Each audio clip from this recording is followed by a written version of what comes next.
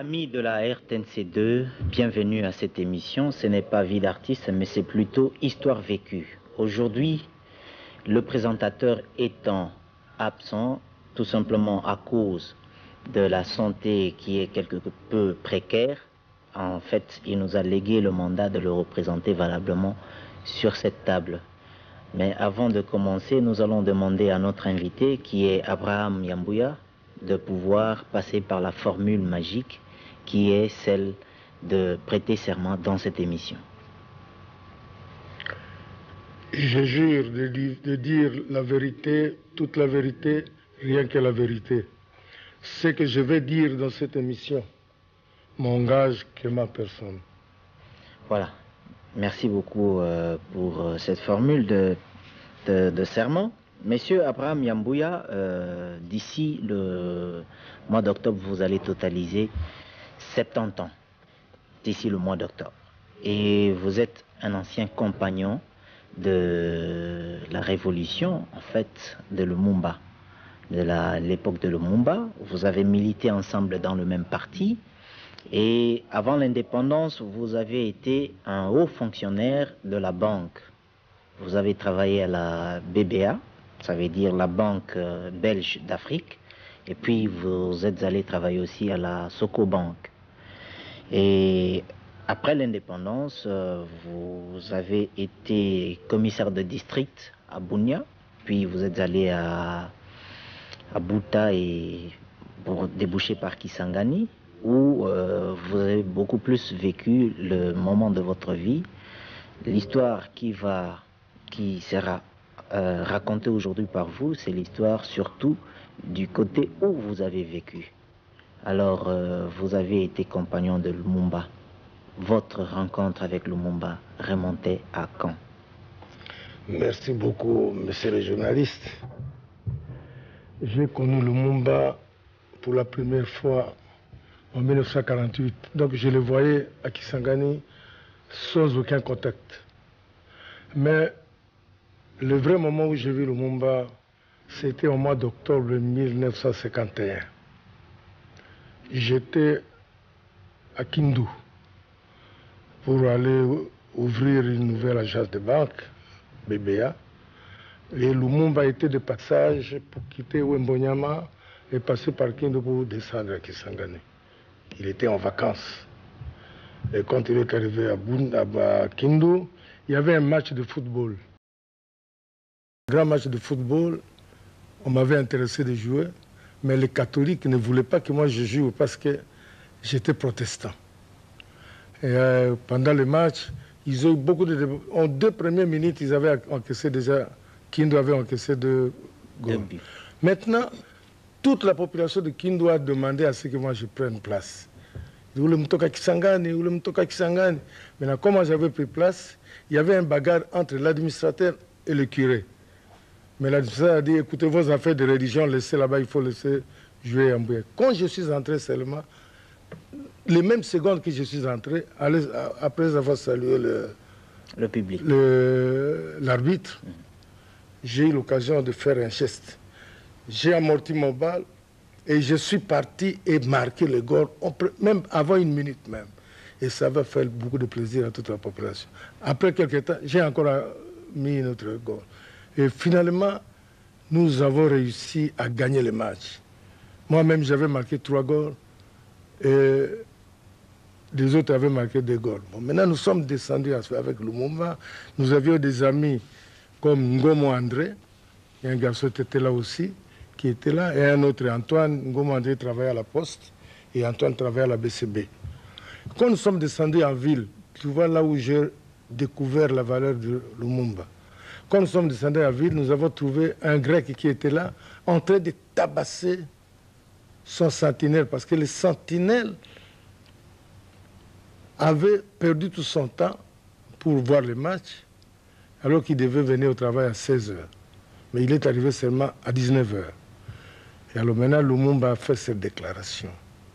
Il dit, ah, Baninga, soko kaka batu mwindu bakuja na pasi oyo, il faut mutu moko mwindu, mutu moko apesa vie na ye, peut la libérer bateau. Tu vois la déclaration que j'ai entendue sous la bouche de Lumumba en octobre 1951. Il n'y avait pas encore des idées politiques, il n'y avait rien, on ne pensait à rien pour la politique. C'est à partir de ce moment-là que nous nous sommes connus. Et quand je suis descendu à Kisangani, après lui, donc en 1952, j'ai acheté ma première voiture. C'était le 4 avril 1952. Et quand j'avais acheté cette voiture, vu que nous avons fait des amis, il y avait le Lutula, il y avait d'autres. Vous voyez qu'il était plus proche à moi parce que moi j'avais la voiture et il n'avait pas de voiture. Donc tous les besoins, c'est à partir de ce moment-là que nous nous sommes connus avec Patrice Lumumba. Voilà, vous vous êtes connu avec Patrice Lumumba, mais avant l'indépendance, vous avez vécu à Kisangani et vous étiez certainement dans un même parti. À la naissance de la partie, vous avez même été cofondateur de ce parti. Et comment cela est arrivé? À Kinshasa, en 1958, j'étais de passage ici en congé. J'ai vu Patrice avec d'autres amis, avec les citoyens Léo, avec Gadoula, avec Kimbimbi, Ngwenza, il y avait Diomi aussi qui était souvent. Donc ils étaient en train de causer des problèmes politiques. Moi, je n'avais aucune idée. Seulement, moi, je suivais Lumumba parce que c'était un ami depuis très longtemps. Donc ça, c'est après qu'il est venu déjà à Kinshasa. Il n'était plus à Kisangani. Ce n'est que quand j'ai vu ça, je me suis intéressé. Surtout un ami comme Lumumba, avec son influence, il m'a tout expliqué. Quand il est parti à Accra, il est revenu. Il est venu tenir son premier meeting vers le bas Dôme, à côté de Mobilo, sur Kassavoubou, vers Matongé Kassavoubou là. Oui. Il a tenu son premier meeting là-bas. Ce meeting, il y avait l'assistance d'un procureur du roi, M. Lafontaine. On a vu ça. Et puis après ça, bon, moi je suis rentré à Kisangani. Je suis reparti encore après les émeutes. Et il m'a expliqué. Et j'ai entendu beaucoup de gens qui nous ont expliqué pourquoi est-ce que les émeutes de 4 janvier étaient suivies. Ce n'est pas comme les gens disent toujours. Non. Le problème n'était que les gens de la Bako, après le succès montant de Lumumba, après sa déclaration, après qu'il était devenu un homme alors le plus populaire de la ville, ils ont trouvé dangereux que Lumumba va effacer Kassavoubou, qui était l'homme le plus grand, le plus connu ici dans la ville. C'est pour ça qu'ils avaient incité chose de Kassavoubou de tenir son meeting et qui n'a pas réussi, qui a engendré évidemment à tout ce que nous connaissons. Bon, après ça aussi, quand Lumumba est venu à Kisangani en 1958 quand même, il est venu nous parler de ça et nous avons fondé maintenant le parti à Kisangani. Et dans ce parti, vous avez milité ensemble pour un but commun, donc une cause commune qui était l'indépendance. Ouais. Comment vous prépariez cette cause, en fait, cette lutte pour arracher l'indépendance? Voyez-vous que Lumumba, quand il est venu à Kisangani, il ne nous a pas amené un franc.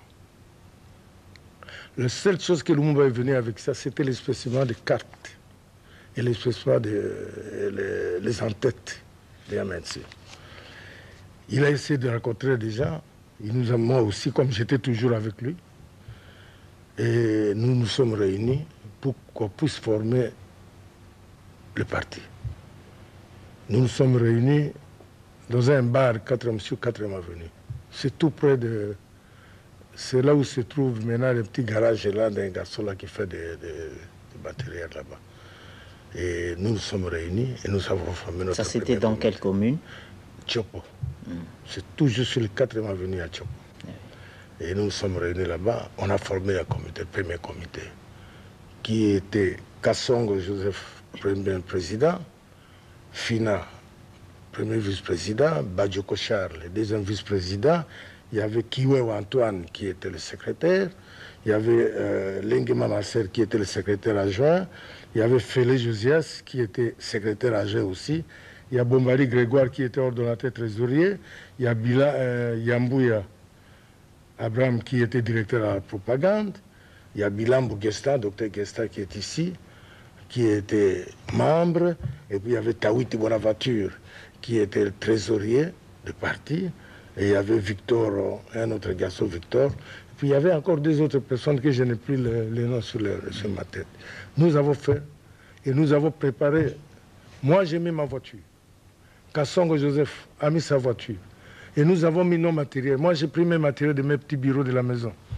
J'ai donné au parti. Kassongo a donné tout son bureau parce qu'il était défenseur judiciaire à Kisangani. Il a donné ce matériel. C'est comme ça que nous avons fondé. Et après qu'il a fait le meeting, la population a donné l'argent. Ils ont accepté de cotiser l'argent. Nous avons fait, on avait arrêté nos cartes. On ne voulait pas, n'est-ce pas, nous donner ces cartes.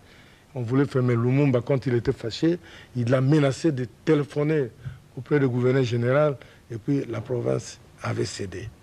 Tu vois comment est-ce que nous avons préparé pour monter le parti. Voilà. Quelles étaient en fait les idées de Lumumba? Parce que dans l'histoire actuelle, on dit quand même que c'était un communiste. Et quelles étaient ces idées pour lesquelles il militait et jusqu'à arracher l'indépendance? Du début au moment où j'ai vu Lumumba, je vous ai fait la première déclaration de 1951. Là où il n'y avait pas l'idée de politique et tout ça, mais il a dit qu'il faudrait que quelqu'un puisse donner sa vie pour libérer ses souffrances de Noirs. Tu vois, nous sommes restés avec Patrice. Et il n'avait que le conseil d'un père. Il ne voulait jamais le désordre. Les idées là des accusations communistes, etc., ce sont des affaires façonnées par des groupes. Un groupe PNP surtout, qui avait le pouvoir des Blancs. Surtout que les Blancs aussi voulaient que Lumumba, qui était immatriculé, moi j'étais immatriculé, Fina était immatriculé, nous étions en somme des Blancs. Nous avions les statuts de Blancs. Moi, il y avait Fina et Lumumba, il y avait Georges Grenfer, que j'ai oublié de citer, qui était membre du comité aussi, Georges Grenfer. Donc, Papa Makoulo.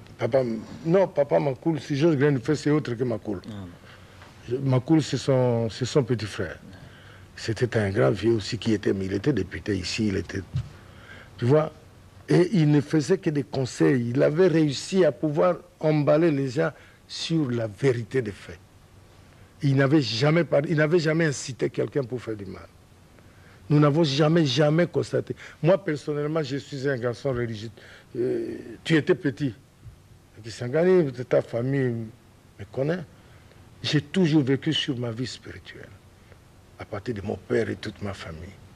Tout le monde sait que je dirige même une institution religieuse à Kisangani. Mais jamais, je n'ai pas vu en une seule fois là où Lumumba parlait quelque chose qui est contraire au christianisme.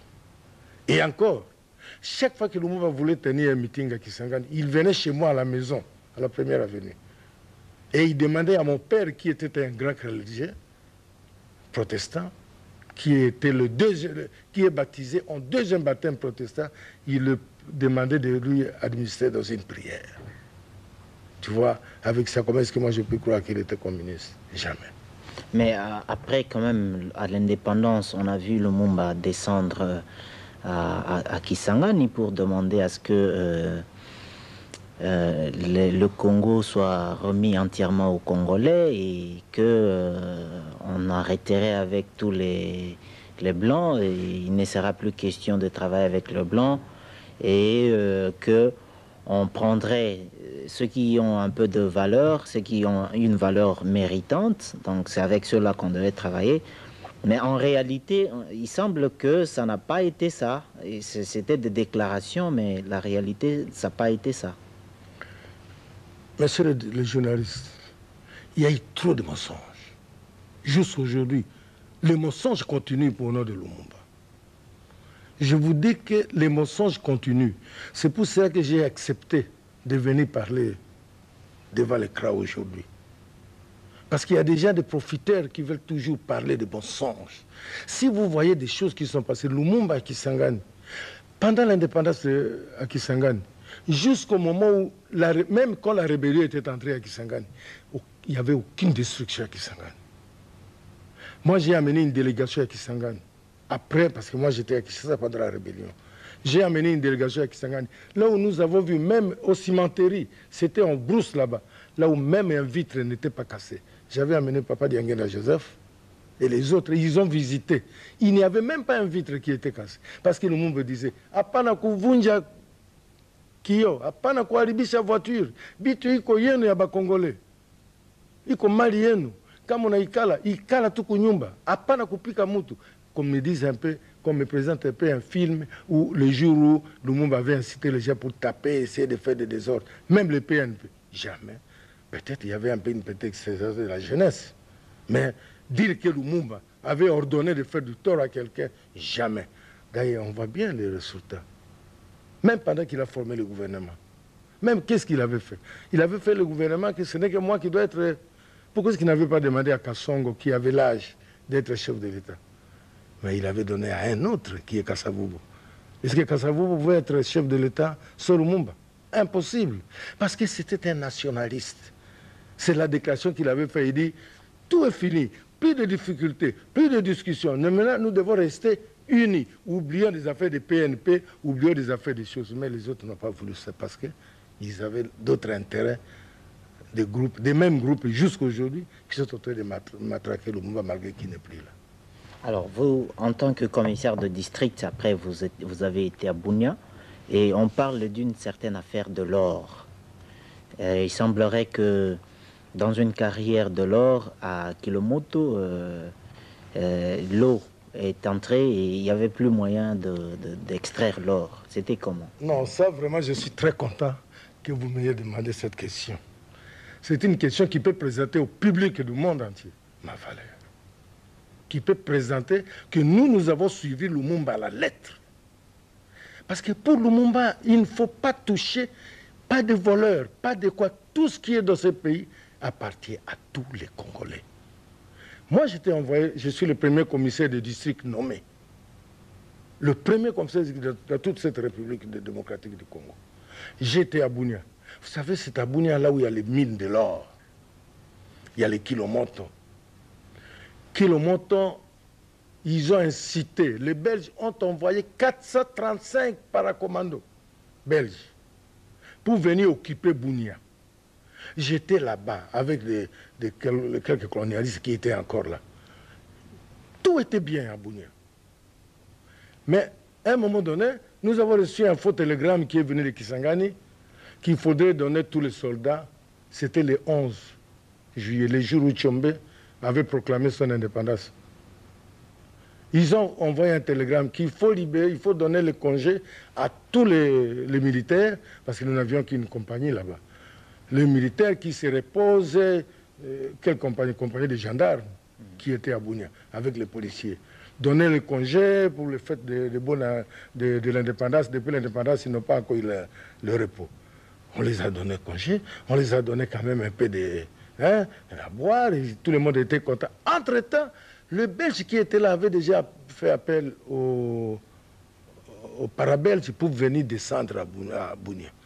Et brusquement, nous étions dans une réunion, on a vu les parachutistes parachuter Bunia. Mais je vous assure, monsieur le journaliste, c'était terrible. Et ils ont tombé là-bas. Moi-même, Dieu merci, je suis sauvé. J'étais à la plaine, moi je n'ai pas connu les tactiques militaires. Tout ce qui était là, ils tiraient sur nous. Comme il y avait des policiers, le cas des policiers était à côté, et ils ont tiré sur les parents pendant qu'ils descendaient. Il y a 2 qui étaient morts parce que leur fusil était tombé avant.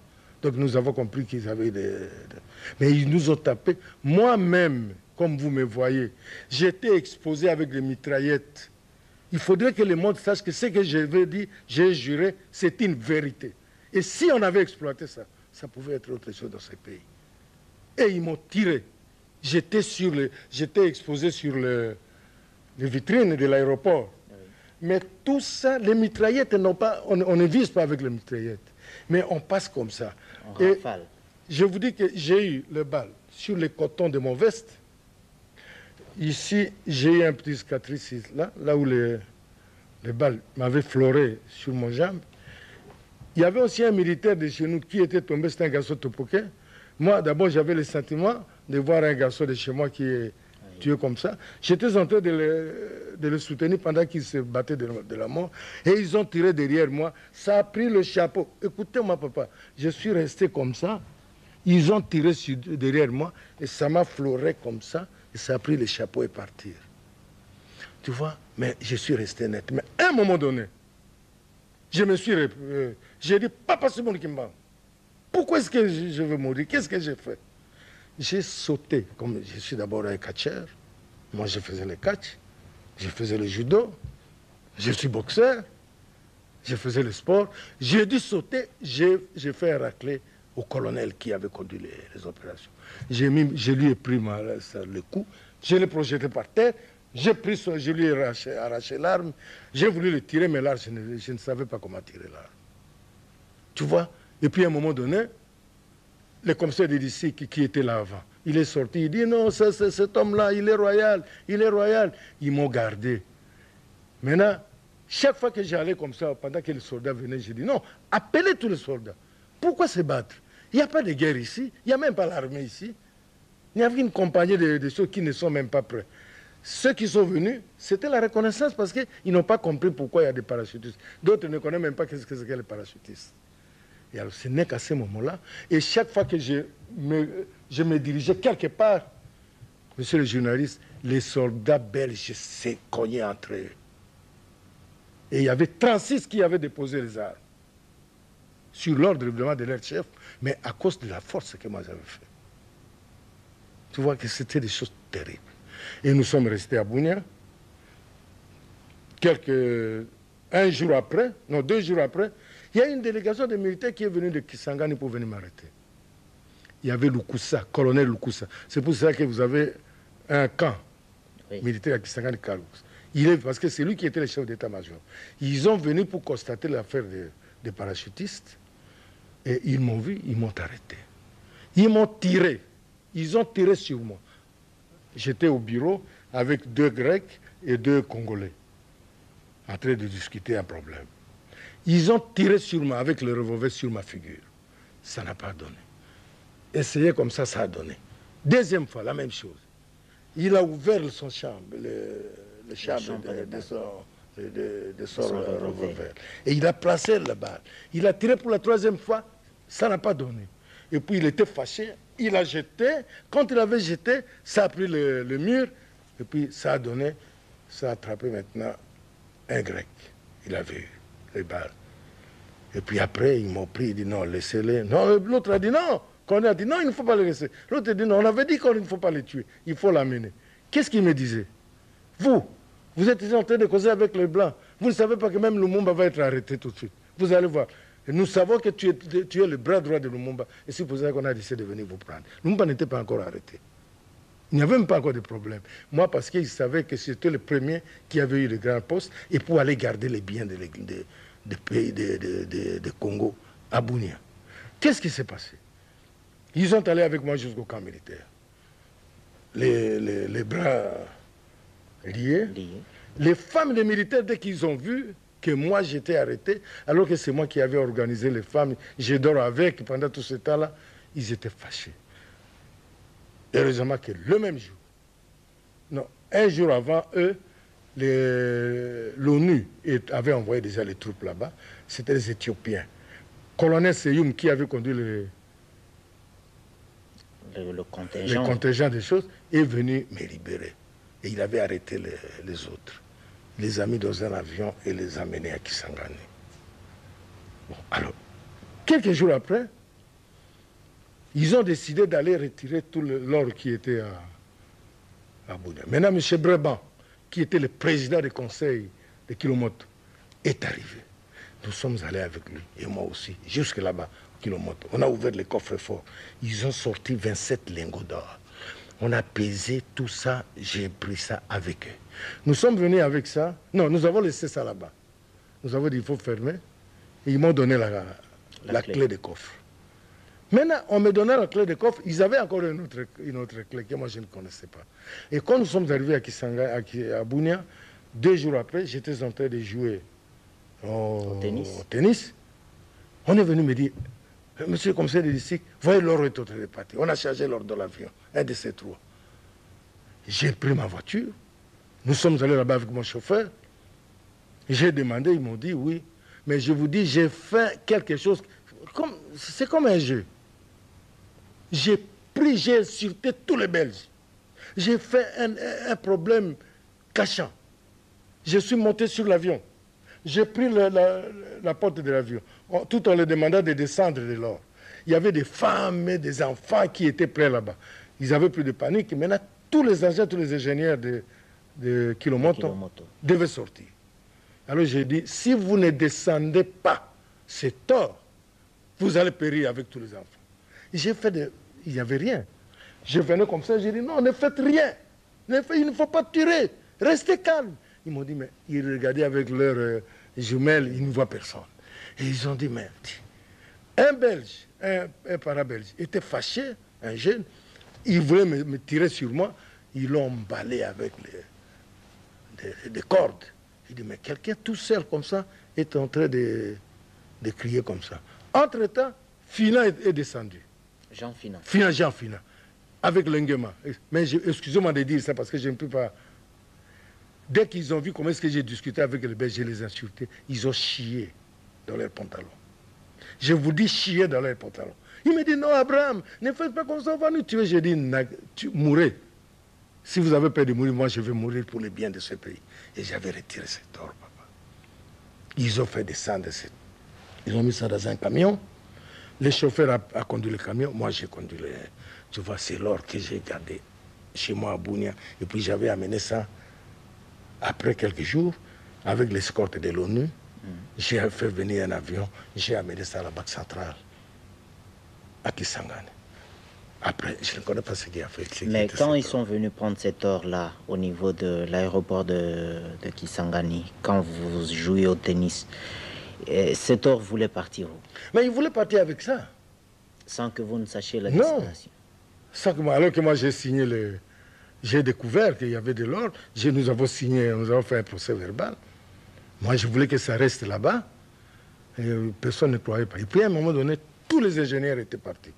Et le Kilomine est resté vide. Il n'y avait qu'un médecin qui est resté, avec un certain M. 24, un blanc. Tout le monde était parti. Tous les religieux, il y avait au moins 3 religieux qui sont restés, tout le monde était parti. Alors, en trouvant comme ça, je suis parti. Là-bas, j'ai fait un meeting, j'ai demandé au peuple de ne pas laisser pourrir l'or, parce qu'il y avait déjà des inondations qui commençaient. Et personne n'était plus capable de pouvoir entrer sur le trou là-bas.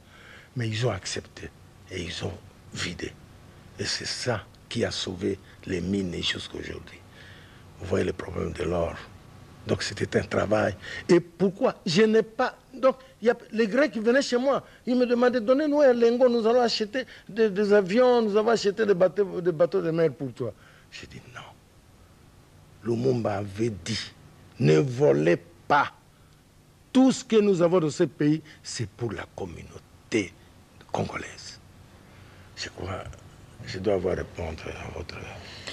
Voilà, Abraham Yambouya, vous avez été l'un des pionniers de la révolution à l'époque avec Lumumba. Mais dans le MNC, vous dites que vous avez été directeur de la propagande, nommé officiellement. Oui.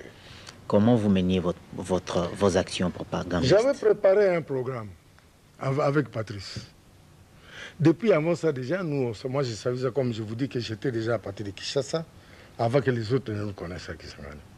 Et moi je suis venu, nous avons préparé des plans. On a essayé de mettre les gens en route pour faire le meeting. Mais la chose qui est là, c'était l'honnêteté. Le MLC n'était jamais financé autrement que par les cartes des membres. Je vous dis que tout le monde, c'était un problème que je ne sais pas, c'est difficile. C'est dommage qu'il faut parler film pour imaginer comment est-ce que les gens sont prêtés de cet MNC. Même si quelqu'un a déjà perdu son père pendant des années, il faut absolument son carte. Ce qu'on son carte, tu vois, même les gens qui sont morts, on voulait, n'est-ce pas, payer les cartes. Si vous dites non, laissez. Ou bien quand tu vois un vieux, hein, Un vieux qui est là-bas, il avait emballé son argent dans un étui là, devenu sale. Et quand il donne ses 20 francs pour acheter la carte, il ne donne pas comme ça, non. Salam quoi Lumumba. Son argent, refusé à ne pas donner à Lumumba. Donc, même si vous lui donnez carte pour rien, il refuse. Il dit, moi, il faut absolument que Lumumba bénéficie de mon 20 francs. Tu vois les sentiments nationalisme que Lumumba avait réussi à mettre sur les têtes des gens. Et il n'y avait pas de voleurs. Et à Kisangani, il n'y avait pas de bagarre.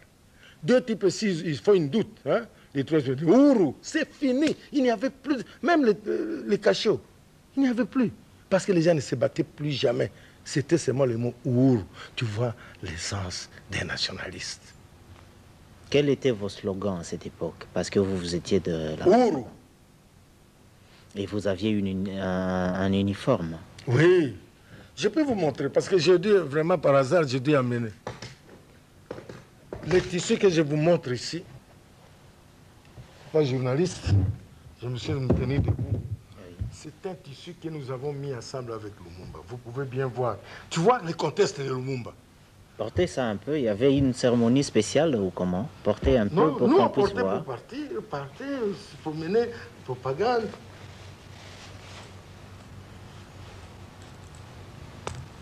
Oui, allez-y. Vous voyez par exemple. Et ça, c'est un tissu qui date de 1960. De 1960. Ce tissu était fait au mois de mars 1960. Ce tissu. C'était Itex Africa qui avait imprimé ça. Regardez comment est-ce qu'il tient toujours. Donc c'est pour dire que les choses étaient bien quand même à cette époque, parce qu'un tissu de 40 ans pouvait se moisir, même fait comme ça, il est parti. Mais celui-là, il est encore là. Alors c'est une tenue que vous mettiez lors des actes de la propagande. C'est pour faire la propagande. Voilà, on va toujours continuer sur cette lancée des actions de MNC Lumumba, avec vous et Lumumba. Bon, quel était le côté faible de Lumumba, d'après vous? Mais moi, au début, Lumumba n'avait pas de côté faible. Il n'avait pas... C'était difficile même à pouvoir les juger. Tu vois tellement les choses, l'ambiance de l'aimer. Hein? Vous voyez que tout le monde, le fanatisme était tellement qu'on ne pouvait même pas contrôler ce qu'il fait. Mais seulement, moi je voyais qu'il y a des moments, évidemment, de temps en temps, quand il y a un problème, il décidait, quand il a décidé, il voulait absolument, n'est-ce pas, qu'on accepte ce qu'il dit. Hein, n'est-ce pas? Mais après, nous, on allait toujours. Nous, par exemple, moi, comme d'autres, comme Victor, qui était son grand ami postier, ils travaillaient ensemble. Il était avec nous dans le comité aussi. On allait comme ça, il dit Patrice, pas ça. Pendant que Patrice parlait, surtout quand il était très vif, Lumumba était très vif quelquefois. Mais nous, on savait toujours comment le ramener avec un conseil. Et il acceptait toujours. Qu'est-ce que vous lui avez dit concrètement, en un exemple, en 1960, qu'est-ce que vous lui avez dit pour le ramener à la raison? Mais je vous dis, en 1960, je ne sais pas sur ce contexte, parce que je vous dis ceci. En 1960, ici par exemple, quand tous les problèmes sont passés, moi je n'étais pas là. Il faut être... Moi je suis resté avec Lumumba surtout. À l'Est, à Kisangani. Lumumba me faisait beaucoup de... J'avais même un petit porteur. Un petit porteur qui louait pour que ça puisse me prendre. Et m'envoyait ou à Lubumbashi, ou à Kindu, ou à Luluabour, ou partout à Bukavu. Je partais toujours comme ça quand il y a une mission vite. Il m'appelle des choses qu'il ne peut pas. J'arrive, je prends l'avion, j'arrive ici, un petit porteur me prend pour laisser le message à Badaka et partout.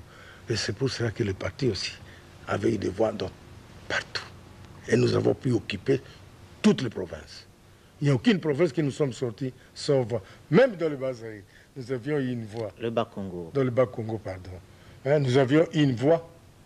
Nous avions même un député provincial qui était élu là-bas, alors que là, c'était à Bako. C'est pour vous dire que c'était le nationalisme. Nous, on disait à Lumumba, ça dépend. Je ne peux pas classifier, dire que c'était ce que moi j'avais dit à Lumumba, c'était le conseil. Mais quand il y a quelque chose que vous trouvez que ça ne va pas un peu, hein, on disait toujours, Patrice, ces problèmes comme ça, je crois bien que Mais les choses que Lumumba était plus sévère, il ne faut pas parler quelque chose de molester quelqu'un. Même s'il y a un type de PNP, il a causé des torts, etc., il vous conseille, il dit, quand la jeunesse veut, n'est-ce pas, agir, il dit non, nous ne sommes que nous-mêmes. Après l'indépendance, après seulement qu'on va proclamer l'indépendance, toutes ces choses vont finir. C'est pour ça qu'il avait fait sa déclaration, il dit, tous les problèmes sont finis, mais en avant la République. Et unissons. D'ailleurs, on le voit ici, dans ce tissu. Ce n'est pas un tissu d'après l'indépendance. Oui, c'est écrit Vive l'indépendance 30 juin 1960. Oui. Je sais Congo pas s'il y a... uni. Oui. Oui, si vous regardez très bien, vous verrez ici. Oui, Congo uni. Vive Congo le Congo uni. uni. Donc le Congo était uni à cette époque. C'est comme aujourd'hui. C'est comme aujourd'hui. On pleure toujours pour l'union de ce pays. Pour l'union du Congo. Mais les gens ne comprennent pas comment est-ce que...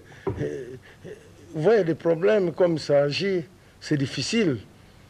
Ce n'est pas quelque chose de parler pour tel, mais le problème est difficile parce que les gens ont mis trop d'idées sur l'argent, ils oublient la valeur des gens, la valeur du pays.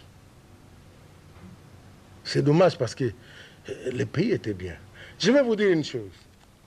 Vers le mois de juillet, de quelle année? Vers le mois de juin, Lumumba est venu à Kisangani avec Kasavubu. Moi, j'étais à Bunia. Je n'ai pas pu le voir. Il m'a écrit une lettre. Oui. Il me dit, Abraham, malheureusement, cette lettre se trouve à Kisangani. La lettre là n'est pas ici, se trouve avec tous mes dossiers à Kisangani. Il dit, cher Abraham, je suis en train de lutter. Je ne sais pas si je saurais payer le mois d'août. Payer les bleus. Parce que jusqu'à maintenant, je ne parviens pas, je ne vois pas comment nous allons contrôler là. Parce que les Belges sont partis avec tous les moyens que nous avions. Ça, c'est la note que Lumumba m'avait écrite. Manuscrite, il a écrit à la main, ce n'est pas d'actographie. Il dit, je ne sais pas si nous serons payés les mois d'août. Mais c'est bien, merci, qu'il avait quand même déjà laissé le calcul du mois de juillet. Vous voyez comment est-ce qu'il commençait déjà à regretter. Parce que ces gens-là avaient un programme de les déstabiliser. De les stabiliser. On a connu ça, c'est vrai. Parce que tout ce monde-là, c'est qu'ils avaient un programme. C'est ce qui est arrivé à Tchombe là-bas, et puis chez nous, à Bunia. Pourquoi est-ce qu'on est venu? C'est le même cas aujourd'hui. Parce que les Belges ne peuvent plus venir là-bas, ils ont envoyé les Ougandais. Parce que Bunia est là, il faut absolument occuper ça. Occuper les mines. C'était fait la même chose à mon époque. Alors comment, parce qu'on sait que Lumumba est mort quand même trois mois après avoir pris le pouvoir. Comment il a pu gérer le mois d'août en question? Mais même vous-même, soyez un peu... Que le monde sache ça, que Yambouya avait dit ceci. Est-ce que Lumumba était encore capable de pouvoir arranger quelque chose? Tout était déjà fini. Les gens faisaient tout pour essayer de le détruire, de ne plus entendre ce qu'il dit. On l'accusait de mensonges, de communistes. On présentait même les photos de sa femme, Maman Pauline, avec des bijoux, etc., etc. Alors qu'il n'avait jamais ça. Que ce sont des choses que les communistes lui ont données. Mais on disait comme ça contre les communistes. Est-ce que nous n'avons pas de maisons de communistes construites par les communistes ici? Le palais du peuple est là. Oui. Le stade est là. Ce sont des communistes qui ont construit. Alors que lui-même qu'on accusait, il n'a jamais été chez les communistes. Alors qu'il y avait même d'autres personnels, d'autres Congolais influents qui se rendaient là-bas. Depuis à la table ronde, il y a d'autres qui avaient pris fuite de la table ronde pour aller chez les communistes. Mais Lumumba, est-ce qu'il était parti chez les communistes? Jamais. Mais je connais que Lumumba avait eu beaucoup de difficultés. Et puis moi, je peux encore ajouter autre chose. Lumumba, ce n'était pas seulement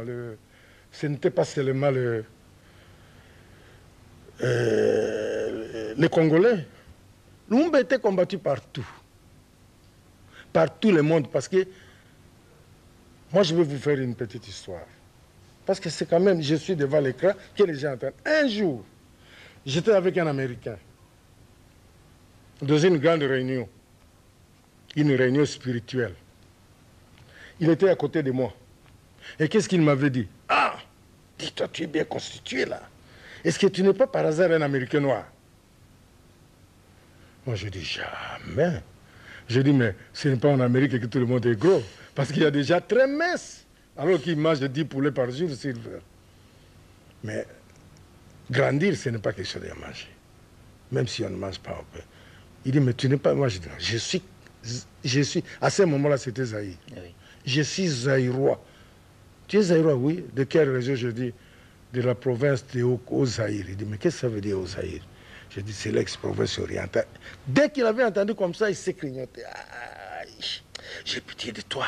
J'ai horreur de voir un type de cette région. Parce que je vous assure. Vous voulez que je te dise une histoire? J'ai dit oui. Il dit, tu connais un type qu'on dit Dieu. Ce type est tombé, il a des barbes, il a vieilli tellement il a des barbes jusqu'à terre. Et puis, il a un adjoint, ou bien c'est un adjoint, ou bien c'est son fils qu'on dit qui s'appelle Jésus. Tu vois l'ironie qu'il nous disait. Il dit, les jours où il avait distribué les mannes dans le monde entier, il avait dit, Jésus est arrivé après avoir distribué partout, il est resté sur son fauteuil, il voulait dormir, mais Jésus est venu lui dire, écoutez, vous avez encore un coin là que vous n'avez pas encore fini, il ne faut pas dormir avant qu'on termine le travail. Et puis après ça, qu'est-ce qui s'est arrivé? Il dit, oh, ce n'est pas fini. Non, moi je croyais que c'était déjà fini. Non. Il dit, écoutez, est-ce qu'il reste encore quelque chose? Son fils là, comme il a dit, oh, il y a encore beaucoup de choses. Il dit, écoutez, parce qu'on a déjà donné partout, versons à terre tout ce qui reste. Et ils avaient versé tout ça. Et des choses les plus lourdes, les plus importantes dans le monde est tombé de la province orientale et la province de Kivu. Je vous dis, c'est moi qui vous dis, vous pouvez faire tout ce que vous voulez. Tant qu'il y a un homme blanc, ce pays ne sera jamais développé. Mais écoutez, ce sont des choses à pouvoir. Si le pays voulait savoir un peu beaucoup de choses, ça, ce sont des choses à étudier. Ce n'est pas seulement à crier à la radio. Non, il y a des choses politiques qu'on peut étudier. Et puis, il faut qu'on cherche des gens qui ont la possibilité. Ce n'est pas n'importe quel type là, parce qu'il passe là-bas, il crie, il dit ceci. On croit que c'est un bon nationaliste, c'est un type qui soutient. Non. Mais il y a de ces gens-là qui soutiennent le gouvernement avec la vérité, qui viennent vraiment, qui peuvent donner des suggestions de beaucoup de choses. Mais ils sont oubliés. Et on les a écartés, on ne veut pas les voir. On ne veut pas parler avec. C'est très important ce que j'ai dit ici. Je le dis devant un écran. Parce que, regardez un petit, 40 ans, on n'oublie pas Lumumba. Et n'importe qui, même Kasavubu, c'est Lumumba qui l'a placé. Mobutu, personne ne l'aimait pas, mais quand il a cité Lumumba, nous tous, nous l'avons soutenu. Moi, je ne le voyais même pas. Mais quand il avait dit héros national, j'étais content. Moi, j'ai couru à pied de Matongé jusqu'à la justice, à pied. J'avais un cinglé parce qu'on m'avait trouvé en train de travailler ma voiture. Parce que j'ai dit, quoi, Mobutu accepte que Lumumba est héros national. Tu vois, c'est très important.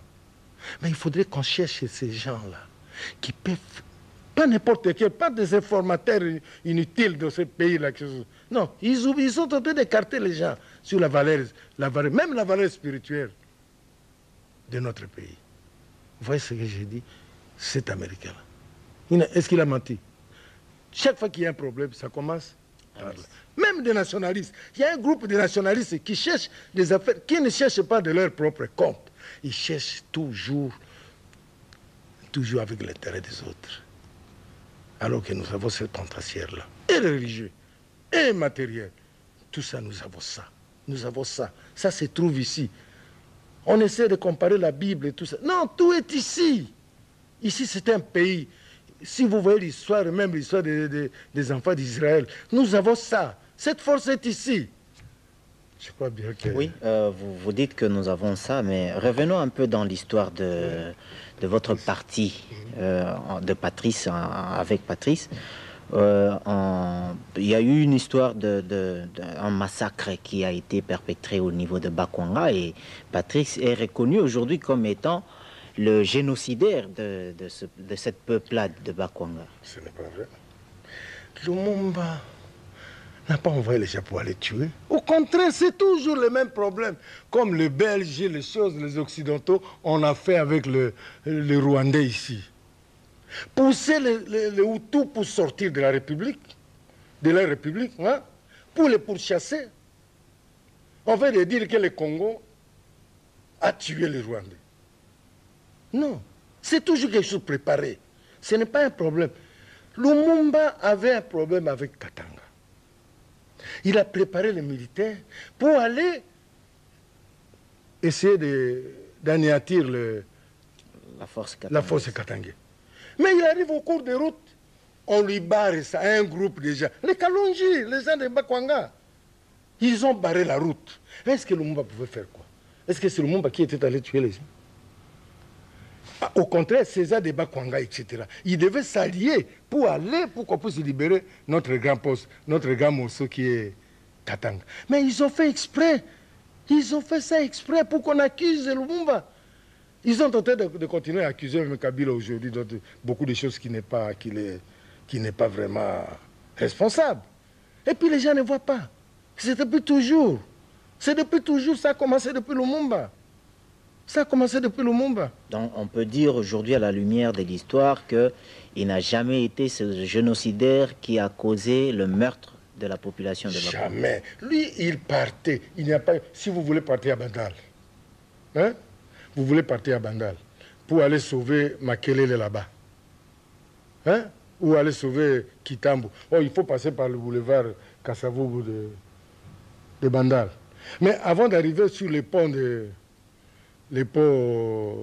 Makelele, on prend tous les gens de Makelele là-bas qui disent, allez, venons combattre ces gens qui viennent là-bas. Mais on dit, Abraham, on dit que tout chemin mène à Rome. Il n'y avait pas un autre chemin pour contourner cette difficulté. Écoutez, dites-moi un peu, les gens sont déjà partis. Ils sont en train de partir, hein, avec la guerre. Et puis quand les autres viennent les arrêter, par exemple, hein, pour qu'on combatte, qu'est-ce qu'ils peuvent croire? Même ceux-là qui vont partir, qu'est-ce qu'ils peuvent dire? C'est l'ennemi. Mobutu a parlé ici. Il a dit que c'était lui encore, lui, qui a sauvé les Katanga. Parce que c'était le problème de Bakwanga. Oui. Les autorités de Bakwanga. Lui-même est parti là-bas, aller toquer, aller casser les portes des prisonniers, oui, pour qu'il fasse sortir les prisonniers. Regardez ce qu'il y a. Et les gens de Bakwanga, tu vois, simplement cette déclaration-là. C'était Mobutu qui était le chef d'état-major. N'est-ce pas? Si. Mais vous voyez pourquoi est-ce qu'il a fait cette déclaration maintenant? Parce que Tshisekedi l'a killé.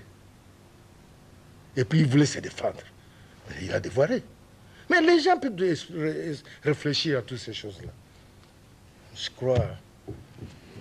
Donc, on peut encore revenir. Votre dernière rencontre avec Lumumba, remontée de quand? Je vais vous dire que quand Lumumba avait préparé après les élections, après que nous avons préparé les chocs de premier gouvernement à Kisangani, hein, quand nous avions déjà préparé les projets de gouvernement, parce que nous allons partir. Et je vais encore vous dire autre chose, je n'ai pas peur de vous dire ça. Il faudrait que le monde sache ça. Lumumba, pour dire qu'il n'est pas communiste, Lumumba me livrait toujours son secret, avec un groupe de gens restreints. Il dit, moi, qu'est-ce que je peux faire, moi, Lumumba? Pourquoi est-ce que je suis jeune, je ne peux pas être chef de l'État? Mais l'homme qui a fait ce pays, c'était Simon Kimbangu. Pourquoi est-ce que Simon Kimbangu, qui a des grands-enfants, des adultes, ne peut pas accepter qu'un de ses enfants prenne la place de président de la République? Parce que moi, je ne fais que suivre ce qu'il avait fait. Mais il avait fait... C'est moi d'ailleurs qui passait, hein, aux coulisses pour demander. Mais le papa d'Yangianda et le papa qui sont lequel ne voulait jamais. Il dit non, nous autres, c'est religion. La politique, hein, donnée aux politiciens. Et c'est pour cela que Lumumba même, pour reconnaissance des faits de Simon Kimbangu, il avait pris Charles Kisolokel, il lui avait placé comme ministre d'État son portefeuille. Pourquoi ministre d'État? Parce que c'était automatiquement son conseiller personnel. Mais il y avait une opposition de ces groupes, les Belges. Ils avaient tellement préparé quelque chose. Est-ce s'il était communiste, il pouvait aller traiter avec les gens qui n'ont pas une autre vie que la vie spirituelle? Non. Tu vois, hein, c'est une déclaration peut-être que quelqu'un, évidemment, quelqu'un de la Bako ou quoi, on entendait comme ça, il me dirait que j'étais contre. Non, je reconnais la valeur de Kassavou. Mais c'était une cession. Mais parce qu'il a cédé ce pouvoir, c'est qu'il était incapable de pouvoir gérer ce pays. Non, il n'était pas incapable. Lui, il avait l'âge, la Constitution a bien dit qu'il faut avoir 45 ans. Mais Lumumba avait 35 ans. Il avait l'âge inférieur. Inférieur. Alors, pour concrétiser sa valeur de nationaliste, et il avait bien dit, même à Kisangani, nous avons gagné à 100%. Hein? Mais il avait pris les PNP, il les a placés au gouvernement. Mais il faut dire que quelque part, il était un peu dictateur, hein, entre guillemets, je pèse bien le mot, parce que dans un livre que j'ai lu, par exemple, le conflit du Congo, qui a été écrit par Thomas Kanza, c'est écrit en anglais, moi je l'ai lu en entièreté. Le père de Thomas Kanza lui a dit il ne faut pas remettre le pouvoir à Kasavubu. C'était au Parlement. Mais je vais vous dire une chose. Là-bas, il n'y avait que deux candidats. Candidat de Bolikango et candidat de Kasavubu. Et Lumumba a refusé que Bolikango passe. Oui, mon cher ami. Il y avait des choses. Bolikango, c'était un Belge. Bolikango n'avait aucun sentiment nationaliste dans sa vie. Ça, je n'ai pas peur de dire ça. Parce que moi, j'ai contrôlé Bolikango. Quand Lumumba m'avait laissé ici à Kinshasa en 1959, j'avais fait l'espionnage auprès du gouverneur général. Je ne vais quand même pas vous révéler ça. Il m'avait laissé moi, Yambouya, qui est devant toi. J'étais en train de faire espionnage chez le gouverneur général. J'ai parlé avec le gouverneur général. Il avait vu difficile. Et il m'a dit, Abraham, toi comme ça, mais il m'avait abandonné dans son bureau. Parce que j'étais couché et puis j'ai parlé de beaucoup de choses. Et c'était parti. Et il m'a envoyé chez Bolikango. Bolikango voulait me tromper avec l'argent. Il voulait même me donner un travail à l'information. Parce qu'il était le commissaire à l'information. Mais je le connais. Nous le connaissons. Bolikango n'avait pas l'habitude de pouvoir. Parce que c'était un homme formé. Formé, vraiment formé. C'est la première personne qui est montée dans le grade du Congo. Et il était bien formé. Et il ne pouvait pas aider le Congo. Surtout qu'il était à peine. Mais Kasavubu, en remettant le pouvoir Lumumba plutôt, en remettant le pouvoir à Kasavubu, il savait que Kasavubu avait, avec Yulu en face, l'idée de créer la République de Cristal. Mais malgré tout cela, il lui a remis quand même le pouvoir. Et ça ne montre pas le nationalisme. Non. Est-ce que Lumumba devait s'occuper des problèmes de Brazzaville? Non. Lumumba s'occupait des affaires de ce pays parce qu'il est nationaliste de ce pays. Et il avait l'espoir un jour que les enfants de ce pays vont s'attendre. C'est ça. Il n'avait pas... Les gens l'ont poussé, par exemple, même ces problèmes d'aller la guerre là-bas. Ce sont des gens qui ont formulé ça sans que ça soit lui. Lui, il a ordonné les troupes pour aller ailleurs. C'est toujours des gens. On fomentait des mensonges et des choses. Moi, j'ai un ami, il vient de mourir, il n'y a pas longtemps, qui nous a fait le récit des Américains, un soldat, qui nous a fait le récit des Américains, comment est-ce qu'ils avaient gagné sa vie. Il a beaucoup de maisons qui s'en gagnent aujourd'hui. Il a tout. Il a beaucoup de choses. Mais évidemment, malheureusement, il vient de mourir il n'y a pas longtemps. Avec d'autres types. Moi, je peux encore vous dire le problème de les massacres qui sont aujourd'hui à Kisangani. Ça ne date pas de maintenant. En 1964, il y avait les Nendaka et les autres, tous ces groupes-là déjà. Ils nous ont réunis, nous, les enfants de Ozaï, de Haut-Congo. Il dit, écoutez, il faudrait que vous vous prépariez, hein, que chacun doit porter doit acheter sa tenue noire, parce que les Américains ont mis beaucoup d'argent à notre disposition. Comme ça, on va bombarder Kisangani, on va détruire Kisangani et puis on va construire comme on a construit. Même pas le problème des cafés. Oui. Mais parce que Kisangani, ça va devenir comme l'Allemagne. Tu vois, quand vous allez en Allemagne, maintenant, l'Allemagne est devenue très bien parce qu'on avait bombardé tout ça. Et Kisangani, c'est trop sale. On va certainement reconduire parce que l'Amérique a mis au moins 3 millions, 3 milliards, je ne connais plus exactement. Mais regardez déjà, des projets, toujours ces mêmes personnes. Et puis nous nous accusons pour rien. Est-ce que Lumumba pouvait faire ça? Et puis c'était un bagarre. Moi, j'ai collé sur un. J'ai dit au contraire. Moi, j'avais fait une pétition. J'avais dit les enfants de Kisangani. Les enfants de Kisangani. Parce que le gouvernement va aller libérer Kisangani. Si vous avez 5 paquets de cigarettes, envoyez 3 paquets de cigarettes à Kisangani. Et puis gardez 2 paquets de cigarettes à Kinshasa. Mais eux, c'est le contraire. Ils ont même dit l'exemple, même toi, Yambouya, qui a une très grande famille là-bas. Achetez déjà votre chinois parce que vous ne manquerez pas de victimes. Tu vois les victimes qui sont arrivées aujourd'hui. C'est toujours le programme. Il ne faudrait pas qu'on mâche les mots. On ne doit pas avoir peur de dire ça. C'est toujours le programme de là-bas. Ils font pour essayer de détruire ces gens-là. Est-ce que vraiment Ouganda, j'ai vécu dans ce pays parce que j'avais même des petites affaires là-bas. Est-ce que ça ne peut pas sillonner seulement tous les Rwandais en un jour? Parce que vous traversez Rwanda, quand vous quittez Goma, passez par Gisenyi, à 6 h du matin, vous pouvez traverser et à 13 h, vous êtes déjà au bout de l'autre côté du Rwanda.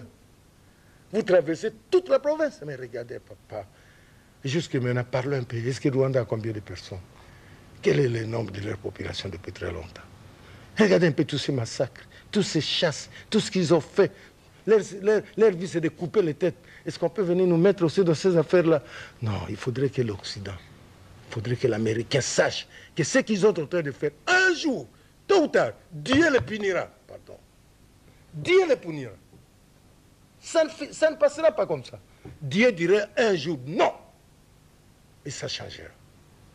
Mais nous ne pouvons pas oublier de prier. Il aidera. C'est dommage. Ils ont même